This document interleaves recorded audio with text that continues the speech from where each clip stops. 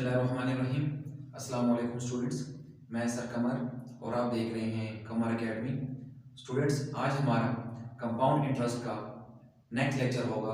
तो सबसे पहले हम क्वेश्चन को रीड आउट कर लेते हैं और उसके बाद हम सोल्यूशन पे आएंगे। हमारे पास स्टूडेंट्स यहाँ पे क्वेश्चन है, find the compound amount of ₹10,000 payable at the end of 8 years at the rate of 6% compounded annually. यहाँ में हमारे पास स्टूडेंट्स वो ये कह रहे हैं फाइंड करें कंपाउंड अमाउंट को ऑफ ₹10,000, यानी ओरिजिनल अमाउंट कितनी है 10,000 payable at the end of 8 years, जो हमने 8 साल बाद अदा करनी है 10,000 amount at the rate of 6%, जिसपे हर साल इंटरेस्ट कितना लगेगा 6% सूद लगेगा, कंपाउंडेड एनुअली यानी सालाना के लिहाज से। अब स्टूडेंट्स हम क्वेश्चन को सॉल्व करते हैं। हमारे पास ये 3.18 क्वेश्चन है। हम सब पहले क्या लिखेंगे, डेटा। स्टूडेंट्स याद रखें, इसे जो पहले लेक्चर में थे आपको मैंने बताया था कि आपने पहले ये देखना है कि हमारे पास फार्मूला किसका है। हमारे पास दो फार्मूले होते हैं, एक होता है कंपाउंड इंटरेस्ट का और एक होता है कंपाउंड अमाउंट का। मैंने कहा था स्टूडेंट्स दोनों फार्मूलों में अगर खुद लिखा हो फाइंड कंपाउंड इंटरेस्ट या कंप्यूट कंपाउंड इंटरेस्ट, तो कंपाउंड इंटरेस्ट वाला फार्मूला लगेगा। अगर इसके अलावा वो आपसे रेट पूछे, नंबर ऑफ इयर्स पूछे या कंपाउंड अमाउंट, तो क्या फार्मूला लगेगा कंपाउंड अमाउंट का। अब स्टूडेंट्स वो खुद कह रहे हैं फाइंड द कंपाउंड अमाउंट, यानी क्या फाइंड करना है कंपाउंड अमाउंट का मतलब ए फाइंड करना है, ए फॉर अमाउंट। और स्टूडेंट्स ओरिजिनल अमाउंट कितनी है 10,000, जिसको हम क्या बोलते हैं पी। ओरिजिनल अमाउंट क्या होता है पी, जो कि प्रिंसिपल जिसको हम बोलते हैं। और 8 years, एन हमारे पास स्टूडेंट्स कितना आ जाएगा 8 years आ जाएगा, जबकि वो कह रहे हैं 6%, यानी आई इंटरेस्ट रेट 6% है। तो क्या करेंगे स्टूडेंट्स, पहले 6 को हम 100 पे डिवाइड करेंगे तो 0.06 आ जाएगा। और कंपाउंडेड एनुअली स्टूडेंट्स याद रखें, इससे पिछले लेक्चर में मैंने आपको बताया था अगर वो कहीं कंपाउंडेड मंथली तो आपने आई को 12 पे डिवाइड करना है और एन को 12 से मल्टीप्लाई करना है। अगर वो कहेंगे कंपाउंडेड 6 मंथली तो साल में 2 दफा 6 महीने आते हैं, यानी 6 + 6 12। तो अगर कहेंगे कंपाउंडेड 6 मंथली या कंपाउंडेड बाय एनुअली या कंपाउंडेड सेमी एनुअली या हाफ ईयरली, तो आपने 2 पे आई को डिवाइड करना है और एन को 2 से मल्टीप्लाई करना है। अगर वो कहेंगे डेली तो साल में 365 दिन होते हैं, फिर आपने आई को 365 पे डिवाइड करना है और एन को 365 से मल्टीप्लाई करना है। होप सो स्टूडेंट्स आपको पिछले लेक्चर में ये चीजें कवर हो चुकी होंगी, मैंने वंस अगेन आपको रिवाइज करा दी है। अब स्टूडेंट्स वो यहाँ कह रहे हैं कंपाउंडेड एनुअली सालाना, तो जब एनुअली या ईयर लिखा हो फिर हमने कुछ भी नहीं करना होता है इसमें।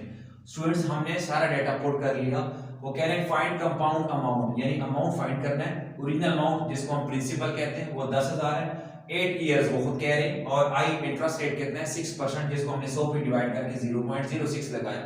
अब स्टूडेंट्स फार्मूला लगाते हैं, वो खुद कह रहे हैं फाइंड कंपाउंड अमाउंट। तो याद रखिए स्टूडेंट्स अमाउंट का फार्मूला क्या होता है हमारे पास, जो हम पहले भी कर चुके हैं, a = p × 1 + i की पावर n, जो कि हमारे पास स्टूडेंट्स ये फार्मूला होता है।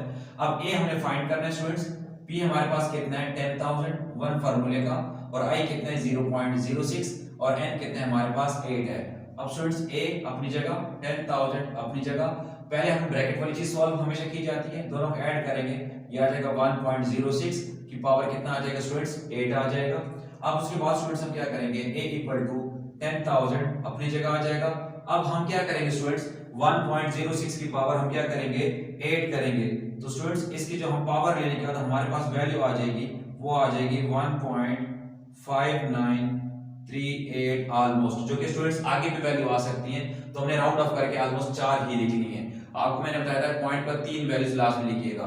तो 1.06 की पावर 8 लेने के बाद स्टूडेंट्स हमारे पास जो वैल्यू आई वो है 1.5938, जो कि हमारे पास ये वैल्यू आ गई। अब स्टूडेंट्स ये वैल्यू से क्या हो रही है मल्टीप्लाई, तो हम यहाँ लिखेंगे a = इनको मल्टीप्लाई करने के बाद स्टूडेंट्स हमारे पास जो वैल्यू आएगी वो आएगी 15938.48 स्टूडेंट्स हमारे पास वैल्यू आ जाएगी। स्टूडेंट्स ये ऑलरेडी वैल्यू चूंकि मैं बच्चों को सॉल्व करा चुका हूं तो मुझे इसका मतलब वैल्यूज भी याद है, इसलिए हमने क्या किया कि मैंने डायरेक्टली आपको बता दिया, और आपने खुद भी अगर आपको जो असाइनमेंट दूंगा सवालों की वो फिर आपने खुद कैलकुलेट करके उसका आंसर निकालना होगा। हमने क्या किया स्टूडेंट्स, p की जगह अपनी वैल्यू लिखी, 1 अपनी जगह, i की वैल्यू i में और n की जगह 8 लिखा। फिर स्टूडेंट्स अपने स्टेप बाय स्टेप सॉल्व करना होता है। ए की वैल्यू अपनी जगह, यहाँ इनको पहले क्या क्या करेंगे, प्लस करेंगे, ये वैल्यू आ गई, फिर 10,000 अपनी जगह, फिर स्टूडेंट्स नेक्स्ट स्टेप में इसकी हमने की पावर ले ली, ये वैल्यू आ गई, फिर इससे वो क्या हो रहा है, मल्टीप्लाई।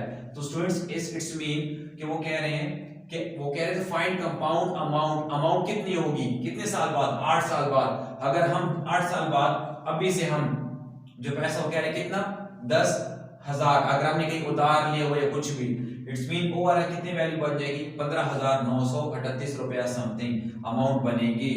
ये स्टूडेंट्स हमारा यहाँ तक जो क्वेश्चन है वो कंप्लीट हो गया है और यहाँ तक हमारा लेक्चर भी कंप्लीट हो गया है। उम्मीद करता हूँ आपको इसकी समझ आ गई होगी। इसके बावजूद भी अगर आपका कोई क्वेश्चन हो तो आप लोग कमेंट में पूछ सकते हैं।